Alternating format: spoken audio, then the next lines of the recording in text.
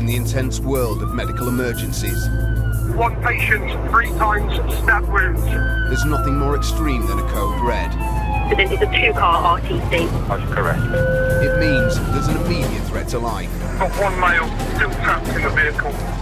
In the West Midlands, highly specialist teams are ready to react to these major traumas. PTO 4 minutes. By road and air. 03, we are lifted from Cosford. Responding to the most severe 999 calls. This is going to be tight and painful, okay, but it's going to save your life. Day and night. All right, well done. From car crashes to stabbings. He's been hit and stabbed in the head. Here, where time is critical, lives will be saved. Everyone clear? Shocking. Yep. These emergency doctors and specialist paramedics use cutting-edge trauma techniques and surgery normally only seen in operating theatres to save people from almost certain death. I suspect we are going to be cracking open the blood products en route. Filmed alongside the critical care teams, we captured every vital second as these specialist crews work to save lives. 1, 2, 3, roll. Tonight, reports of a stabbing as a house party gets out of hand. But it is going through to like fat layer underneath. Because it's penetrating, it's in an area that potentially there's some blood vessels in it. It looks fairly clotted, doesn't it? Have you got another pad? Concerns about heavy blood loss for a patient who's fallen badly at home. It's bleeding a lot. I know, that's a lot. It's just constant. Do you remember what happened? Yes, a truck came towards me. A man is trapped after a car and tractor collide. Have you got any pain anywhere? And a desperate late-night hunt for a man feared drowned in a river. Sounds like he was intoxicated, so the likelihood of him being able to hold his head above the water is slim.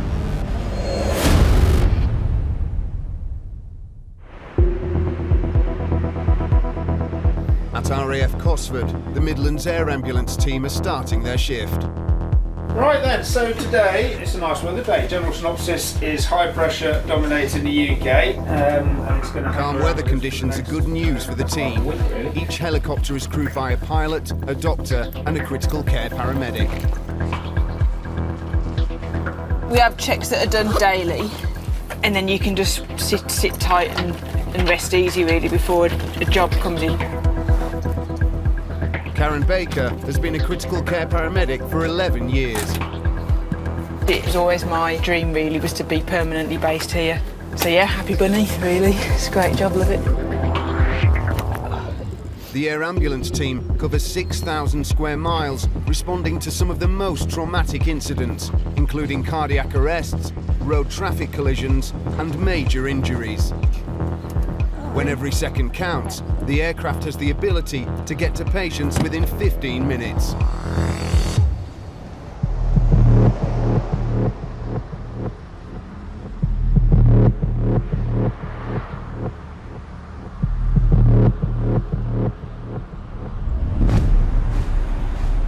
Ambulance services, patient breathing. Yeah, this has been a big accident. Oh, God. There's tractors, there's lorries. So I just watched a white car fly down the road. He was probably doing 90. And he was kind of running off the road. He'd hit another vehicle and flipped over. Okay, so an ambulance is being arranged. You're probably going to need all services.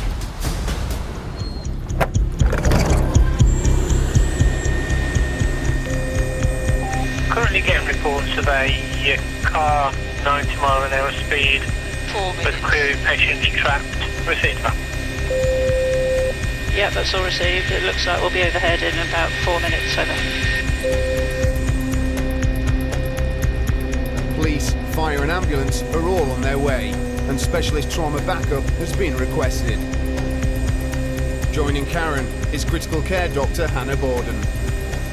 If it really is 90 miles per hour, that increases the risk of significant injury. Traffic looks like it's stacking up. Yeah. Yeah, it looks like traffic stopped there. 03 on the ground.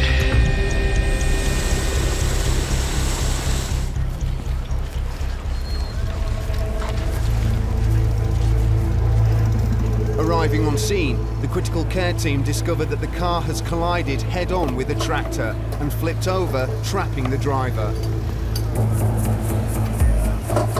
What we got? Normally fitting well. Yeah. No previous medical history. He's got a good recollection of what happened. Basically, in his words, the tractor pulled out. The force of the impact is clearly visible at the front of the vehicle. A passerby has crawled inside and is supporting the man's neck while firefighters secure the car. Karen takes her helmet off to gain access to the patient. Right, what's your name, fella? Well, the patient, aren't you? Can we not vape? Is that all right? Oh, yes. If you don't mind. I'm Karen, by the way. I'm off the air ambulance. Do you remember what happened? Yes, a tractor came towards me. It's unusual for a patient trapped after a major RTC to want to vape in the wreckage rather than get out of the vehicle. Has he got any injuries, Cab?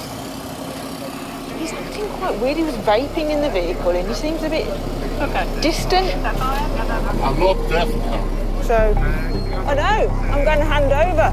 Right. To Karen, the man appears almost too calm and too direct in his answers.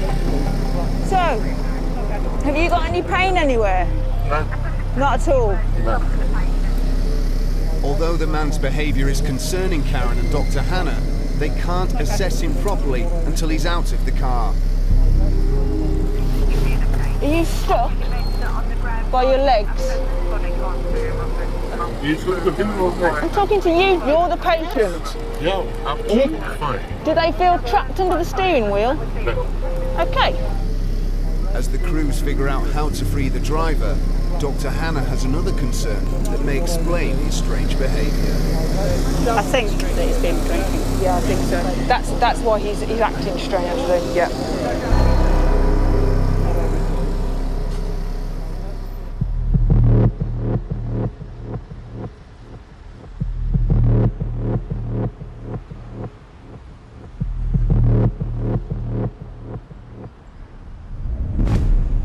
Ambulance service, is the patient breathing? Yeah, but he's cracked his head open, there's blood everywhere. Is he conscious? Yes, he's conscious.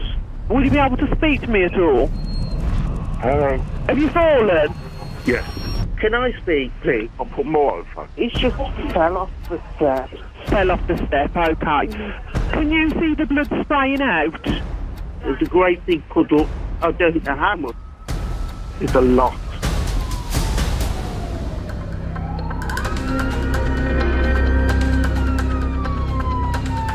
As the patient may require urgent trauma treatment, the incident is passed to critical care paramedic Kerry Penn-Ashman and Dr. Matt Rowley. We're going to a 62-year-old. He's got a large scalp wound with significant bleeding. So we'll see, it may be that he's nicked an artery. With elderly patients, there's always an increased risk of severe brain injury following a trauma to the head. At the scene, an ambulance crew is already treating the patient. Hello. Guys, so this is Terry. He's 62 years old. About 20 to 7 this evening. He's had a fall down about 4 or 5 stairs. Yeah. Fallen backwards. We think he's hit his head on the wall. Only injury is to the back of the head. It's bled through 3 dressings as of now. Yeah, okay. We can't really see sort of where it's bleeding from. Terry was going to bed for a nap when he missed the handrail, fell backwards down the stairs and hit his head on a table. His injury has caused a serious bleed. Okay, is it dripping anywhere? Yeah. So just let me hold your head. That's it. Okay. It all looks fairly clotted, doesn't it now? Have you got another big one. pad? And then we'll put another pad on just to see what comes off after that. Matt examines Terry's injuries to determine what treatment to give on scene. He's bleeding a lot. I know, that's a lot. It's just constant. Or with such excessive blood loss, he may need immediate hospital care. Yeah, he's dripping quite a lot, actually, isn't it, underneath at the back?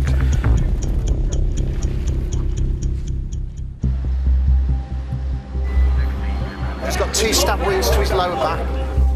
The critical care team deal with more than 30 stabbings every week. Let me just see if there's any blood in your mouth. Open your mouth wide. Reducing the number of deaths is one of their main objectives, but it's a continuous battle. A lot of people think that a knife doesn't do as much damage as a gun, so they think, I just made a little hole, what's the problem? Well, you've just killed them because of a little hole. In 2019, the West Midlands recorded the second highest number of knife crime offences outside of London. He's still bleeding past my hand, so I need to get a grip on where that's coming from. Stab victims are time critical, as they can bleed to death in a matter of minutes. A lot of them are very young. It does get slightly harder once you start doing the kids. We just probably have to be a bit more emotionally tougher to deal with it.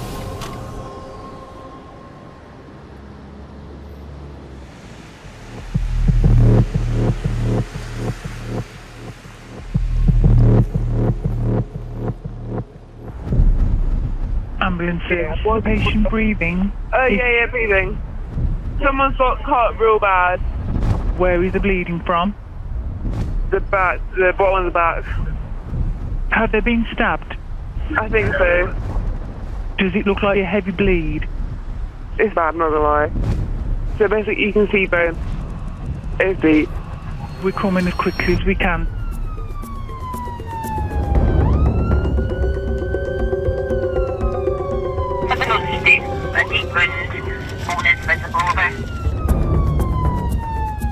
Stabbings can cause catastrophic injuries, so are code red emergencies. Critical care paramedic Dan Fletcher and Dr. Matthew Stewport are immediately dispatched. 98, thank you. Just confirmation, please add on route, but not yet on scene, okay? Still querying where offender is, but just trying to get that information. So you just got reports, by the sounds of it, of a single patient with a stab wound to the back and quite a bit of blood loss. Severe blood loss can lead to cardiac arrest, and the knife could have damaged the spinal cord, causing paralysis. We were literally within a stone's throw of the major trauma centre in Birmingham, so my priority is to get him to hospital in a safe and expedient fashion and to not delay on scene. With the whereabouts of the attacker unknown, the critical care team will need police to declare the scene safe before they can approach. Is there any confirmation of police on scene, over? 98, that's the negative for this point.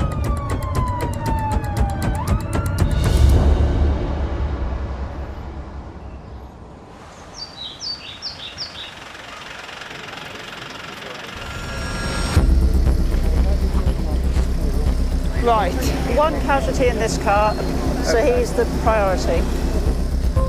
In Shrewsbury, critical care paramedic Karen Baker and Dr. Hannah Borden are at the scene of a serious crash. A car has been in a head-on collision with a tractor. The driver is trapped inside. Acting quite strange, appears to be drunk. That is an assumption at this stage. It's possible shock from being involved in the crash and alcohol could be masking serious internal injuries. Hiya, my name's Hannah, I'm one of the ambulance doctors. Oh, Right, hello. hi. We're just trying to work out how's sort of safest and quickest to get you out of here, really. It's important to get the man out as soon as possible. Karen carries out a quick assessment to establish if he can get out of the car by himself. Only then we should be able to fully examine him. What I'm going to do is I'm just going to have a little prod of your neck. And then if all that is okay, I'm going to try and push this seat back and see if we can get you to crawl out. Any pain at all? No. I mean, you've been wiggling around. Karen checks the man for neck and spinal injuries. Look right up that way for me. Any pain in your neck? Despite the high-speed crash and the force of the impact, the man doesn't appear to have damaged his spine. Do you think you're hurt anywhere? No. Excellent. You've got a little bit of blood on you. I'm not sure where that's come from. As the man is bleeding from an unknown injury, the critical care team want to get him out so they can fully investigate. He's saying that he's uninjured. He seems very well, so we're going to try to support him to crawl out the back. Yeah, that's fine. Or hopefully all we need from you guys is just to steady the vehicle so that it's not going to kind of rock over as it goes. That's pretty stable already now, so they shouldn't have any issues with that. Cool. Meanwhile, the driver seems to have other things on his mind. Worrying about how am I going to get to work tomorrow? Let's worry about that in a minute when we're not in the side of your car, eh?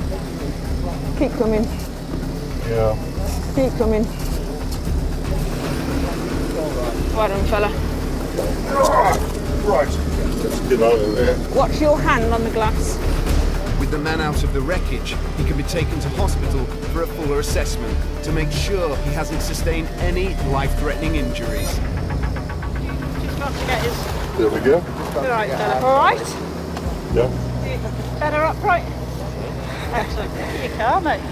I know. We're going to get you onto the ambulance so we can have a good look over you. No, we need to. That's really kind of you to not want to bother anyone, but we'd much rather that we look you over because your cars are quite a smash. And you have got a couple of little scratches worth clearing up. You don't get infected, do you? You really do. With the man out of the car, they are able to examine him for any serious injuries. But at present, he is refusing treatment. I really don't want to cause a fight. You've got a scratch on the back of your arm, quite a graze. If they can just give a clean up and a wipe over and get the bits, and you've got bits of glass on you as well. Yeah. So if you pop into the ambulance, they'll just be able to clean that up for you. Okay. I didn't realise how bad that was. He's acting quite strangely. In fact, he's desperately trying to act normally. There is a whiff of alcohol, and I suspect, given the story that he's got as well, that the tractor came out on him, and the tractor's on the right side of the road, that he's probably been drinking and swerved. He's going down to the ambulance now. Minor injuries from what we initially see here. Yeah, could you please breathalyse him? Because we've all got suspicions. His personal belongings, he's got vodka in his bag and a hip flask. Do you want that left there or not? Yeah, you can do. I just spoke to a lady who said he was sweeping. It looked like he was having some sort of medical episode. He's been drinking. So the vehicle was just zigzagging across the road. I just saw the big cloud puff and obviously he hit that, flipped over. Other road users witnessed the man driving erratically. I pulled straight over as I was the second or third vehicle, just to check to see if he was all right, if there's anything I could do for him. So, and just kept talking to him really until the ambulance services turned up. Could have been far worse. In the back of the ambulance, the driver is breathalyzed by the police. What more do you need from me? I just need a specimen of your breath. Are you happy to provide me with a specimen of your breath? Yes. You are. I'll get you to do a long, continuous, until I say stop, and blow. Keep going, keep going, keep going, keep going, keep going. That's it, thank you. That's it. So at this moment in time, I'm arresting you on suspicion of drink driving, okay? You do not have to say anything. He's tested positive. Knew it. What did he blow? 132. And what's the pass? Or fail? 35. Wow. It's very lucky he didn't cause something worse, isn't he? In England, the legal limit is 35 micrograms of alcohol in 100 millilitres of breath. The man recorded 132, more than 3 times over the limit.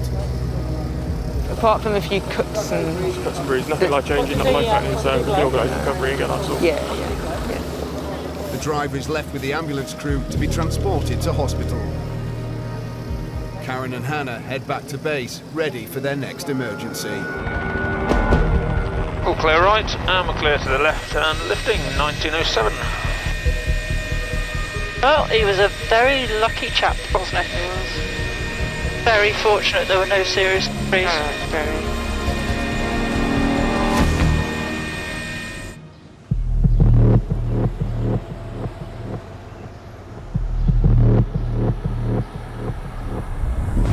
Ambulance services to patient, breathe in. He's collapsed, love. I can't get him out. Is he breathing? He's on the floor. He's on the floor and he's... I need to know if he's breathing. He's breathing, yes. But he's not awake. Has he been injured? Yes, he's dead. Oh, he can't get his breath. Okay. An ambulance crew is already on scene. Now the critical care team have been dispatched. The first two were like 3 minutes from call time to arrive on scene, and then called for backup. I think they probably found them in cardiac arrest. Critical care paramedic Steve Mitchell and paramedic Ben Reen are 12 minutes out from the scene. Was this gentleman found in cardiac arrest or was it witnessed? Really unsure on that one. I just looked into the second crew who are arriving now, and then I'll try and get an update on exactly what's going on. During a cardiac arrest, the heart stops beating, leaving critical organs starved of oxygen. As this man's life is hanging in the balance, the critical care team need to urgently get to the scene. So the crew have got on scene and requested backup straight away because he's in cardiac arrest. There's a second crew about to get on scene and get into their level 3 PPE so they can start managing the airway correctly. 2 ambulance crews are now at the address and battling to keep the patient alive. We don't know who's called us, how he's been found. We've got no age, head injury, query head injury, so don't know. When the body is deprived of circulating blood, the risk of a catastrophic brain injury increases dramatically. With each minute of a cardiac arrest, the chances of survival fall by 10 to 15%. The crew have stated this is now a ROSC and they have requested your attendance. Fantastic. Again, no other information, 57-year-old. The first crew and the second crew have managed to get a ROSC, so that's a return of spontaneous circulation. So the patient's heart is now beating for itself. Even though the ambulance crew have managed to start the man's heart, he could arrest again at any moment. So now is a really crucial point for this patient. You've got to be very careful with him, he's very unstable. With the added risk of a potential head trauma to contend with, the skills and timing of the critical care team are going to be needed.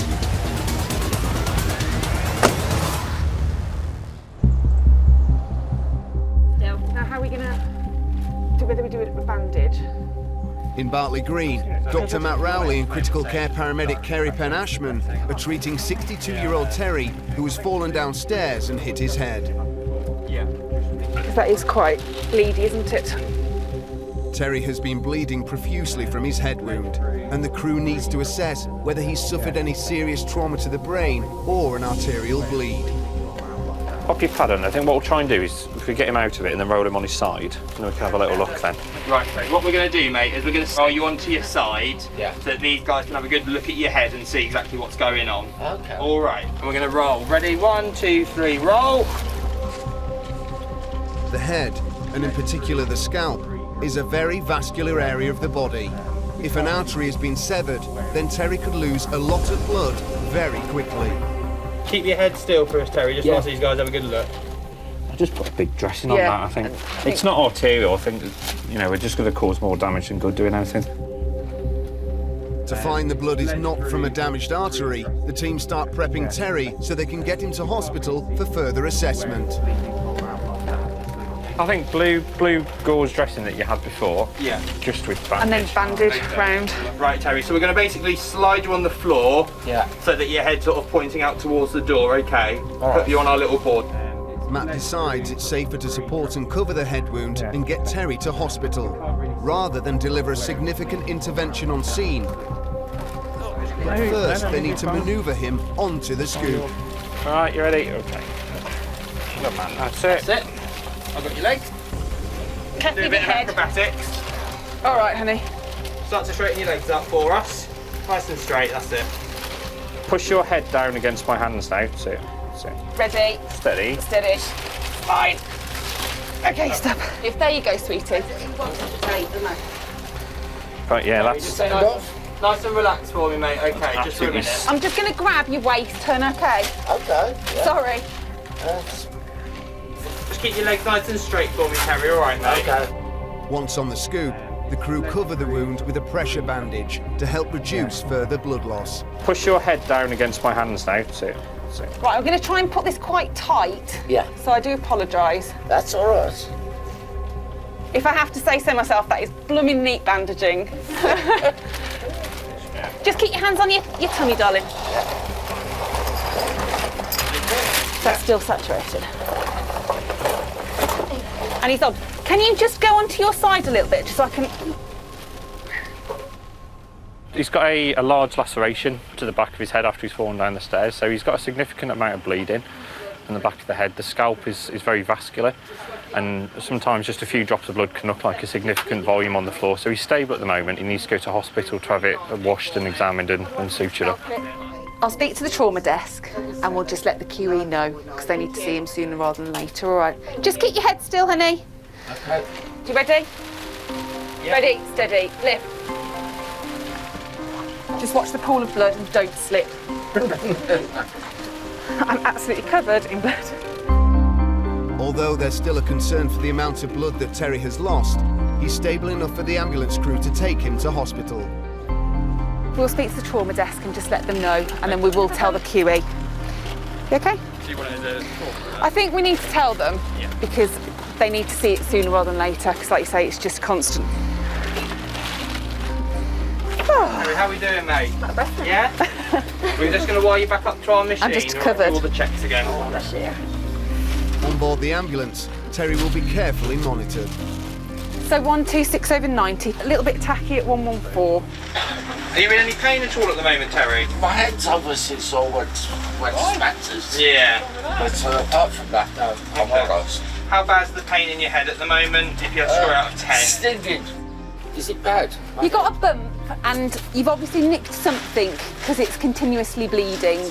So we need to get you to the hospital so they can have a look at it and maybe just pop a little suture in it just to stop it bleeding. All right, but we'll get you going soon.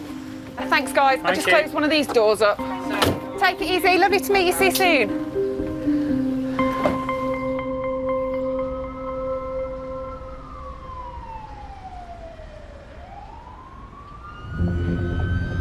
Well, pretty much on top of it, I guess dynamic risk assessment-wise, we can try and do a drive-by and update with anything pertinent. In Birmingham, critical care paramedic Dan Fletcher and Dr. Matthew Newport are on their way to the scene of a reported stabbing. Are you standing by, over? It's unknown if the attacker is still at the property, so the critical care team have had to hold back until police arrive. 9-8, we got visual with police who would look like they're on scene. Reached your destination.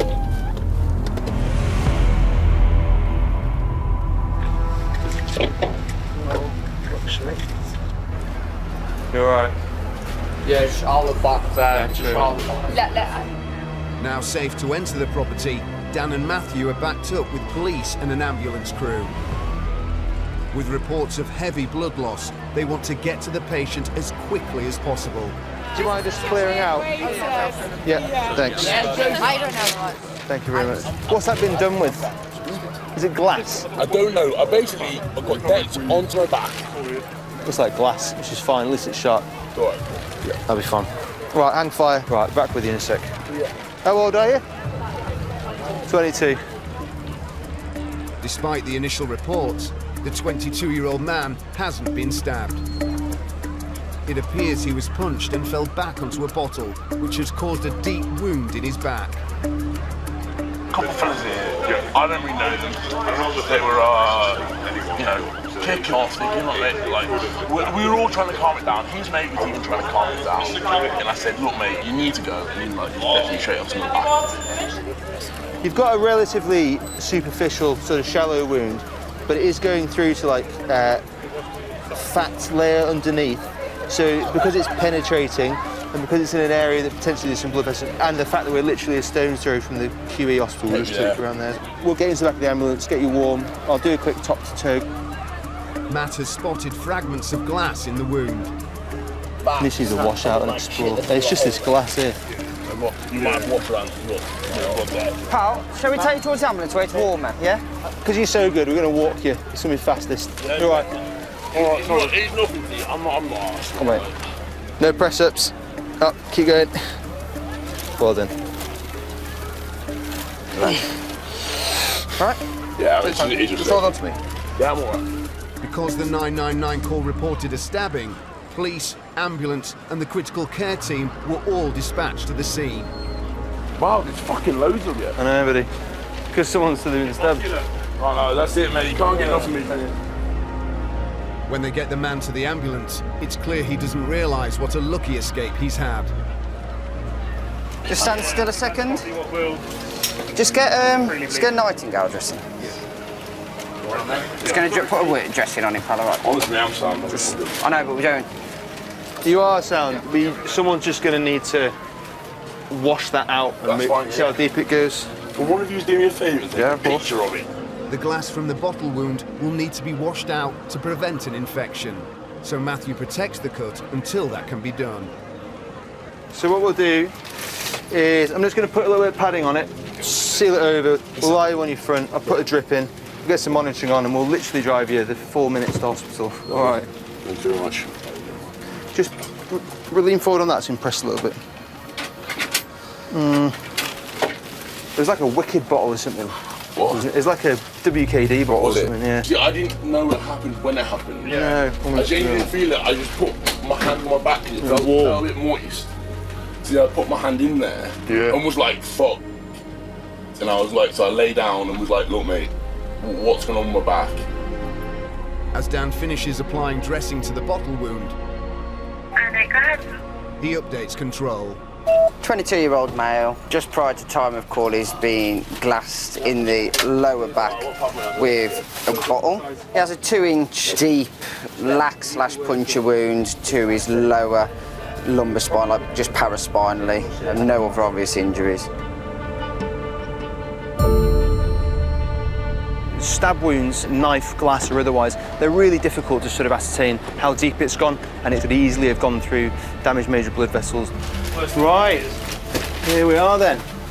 It was bleeding a reasonable amount, but did need a lot of intervention from us. I guess he's been lucky in that regard.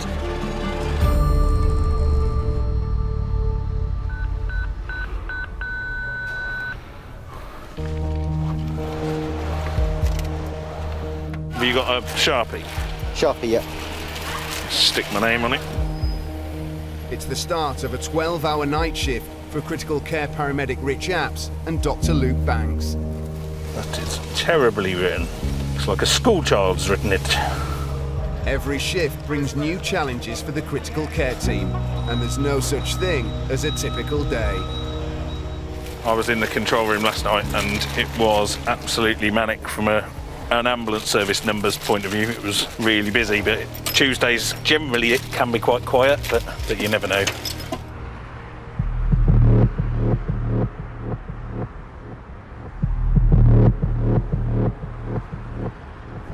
Hi Rambo, calling from police, requesting your attendance to a log if we could. Yeah, not a problem. What's the address we're coming to, please?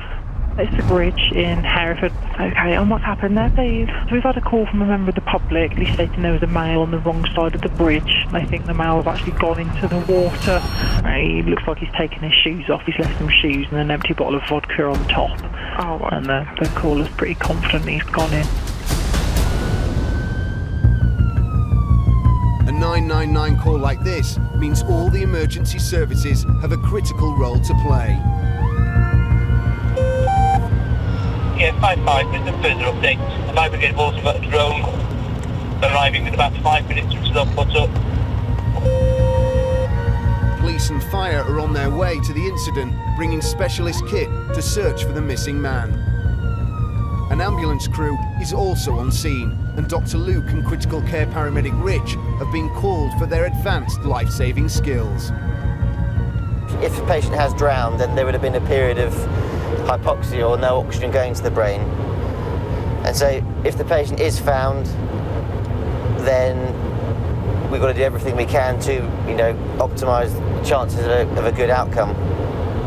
And that will be to principally protect the brain, ensure adequate oxygenation and adequate blood supply. After a 45-minute blue light run, Luke and Rich arrive on scene. That's the road there, isn't it? That's the road. It's there in the water there. It is a large-scale joint operation with police, fire, ambulance crews and search and rescue teams out on the water. We've arrived midway through a multi-agency meeting, so we allow that to finish and then we're going to catch up with the incident commander. So obviously they're still searching for the patient at the moment. It's 4 o'clock in the morning when Rich and Luke are briefed by the operations manager coordinating the search. Credible witness, reliable, we've seen. Stripped off on that bridge there, 2:30, jumped and went straight into the water. The search has been done by FRS, 2 boats in the water. Yeah. They've got choke points, all the good stuff. They've got a night drone coming down, they've got the dog. We are going to move the crew to Hereford Rowing Club. That is, if we do recover anyone, that is where we will obviously recover the individual too. Rich and Luke are redeployed to where the search team will rendezvous if the man can be found. We're going for another, well, probably 25 minutes from now, before they're going to make the decision if it'll be recovery then. Obviously, if they do find anyone, there'll be a couple of minutes before they get down, so I don't know if we just have everything ready that we can just whiz everything down on the stretcher. Yeah. So what time is it now? It's 20 past, and we think he went in at 2:30. Yeah. So it's near coming up to 2 hours now. As the search continues, Luke and Rich can do little but wait at the incident HQ. The longer the patient isn't found, unfortunately the chances of a good outcome are narrowing. I'm cold, so I don't know what the temperature of the water is, but it's going to be cold in there. It sounds like he was intoxicated as well before he went in the river, so the likelihood of him being able to hold his head above the water and not take on board lots of water is slim, isn't it?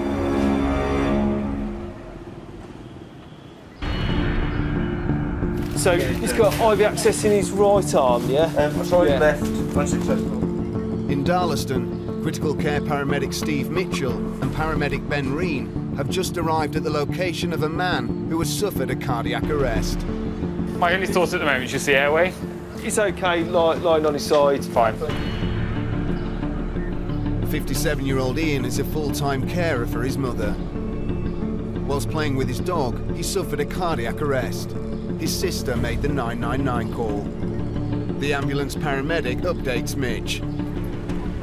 When we arrived at the scene, we found the patient on his knees, slumped forward.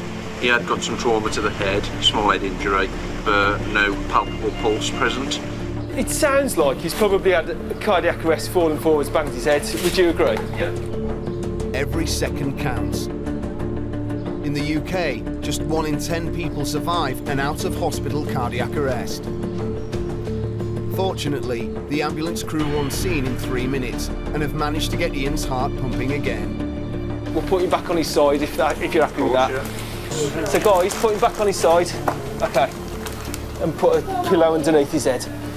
I think, as is, get him on the trolley, off to the back of the ambulance, off we go. Blood pressure 103/69. Yeah. Mitch. Okay. So what we can actually do is start reducing his O2. Although Ian's heart is beating, he's not getting enough oxygen to his brain. It's leaving him restless and confused. So the idea of putting him on his side is that he's not trauma-related. Well, we don't think it's significant trauma to his neck. If you lie him on his back, as you can see, he's starting to get a little bit agitated. Ben and Mitch now need to make sure whatever caused the cardiac arrest doesn't happen again. They suspect an occlusion or blockage of a coronary artery, which is a vessel which supplies blood to the heart. So his heart's still beating for himself, which is good. It looks like he's had some sort of heart attack. There's some changes on his ECG, so still breathing for himself, heart's still beating. So we're going to just carefully move him down to the hospital now, and hopefully they can intervene and sort of stop that occlusion. He's starting to talk and sort of come around a bit, which is a good result. As Mitch and the ambulance crew manage Ian's airways. Hi there. Has anyone had a chat to you yet? No. No. What relation are you? I'm his sister. Ben speaks with Ian's relatives. It looks like he's had a bit of a heart attack, and that's what's caused him to go into this cardiac arrest. The guys did an awesome job. They got his heart going back again on his own. He's breathing for himself, which he's doing really well. With anyone that's had a cardiac arrest, the risk is the lack of oxygen to the brain, and it's how much time has been down with that lack of oxygen, which can make quite a big difference. So by no means we're out of the woods. Mitch and the paramedic teams need to get Ian off the floor, onto a stretcher and straight to hospital. So, on your call, Craig. Okay, ready, steady, lift. Okay. Feet first, yeah. Fair play. Watch your step. Okay, yeah. Let's go have a chat with the family, alright? And then what we'll do is we'll take him off the scoop once we're in the back of the ambulance, alright? 6'2". Yeah, can you pass an alert to New Cross, 57-year-old male, perceived to be a cardiac arrest, fallen, then banged head, but doesn't appear to have any significant trauma to his head. As he's still critically ill, Mitch will travel with Ian to New Cross Hospital in case he has another cardiac arrest. Ian, it's the ambulance. Can you...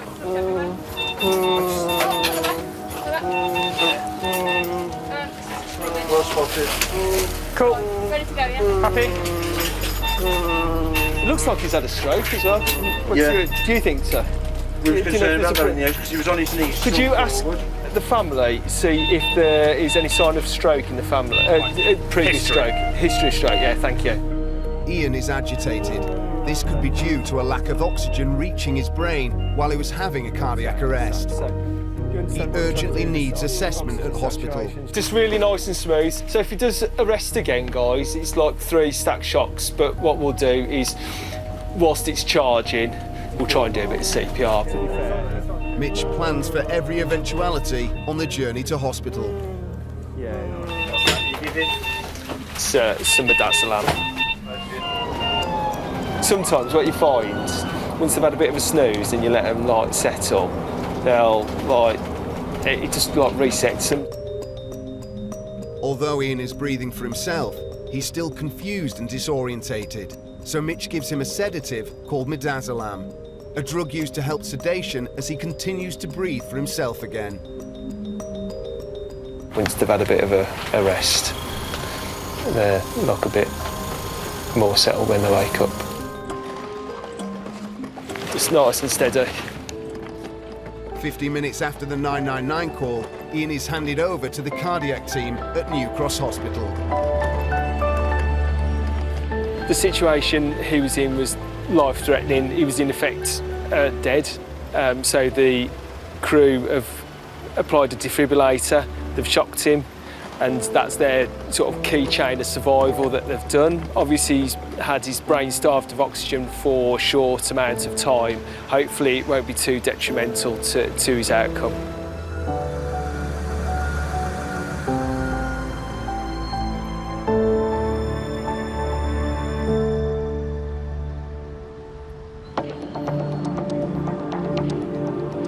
Go ahead.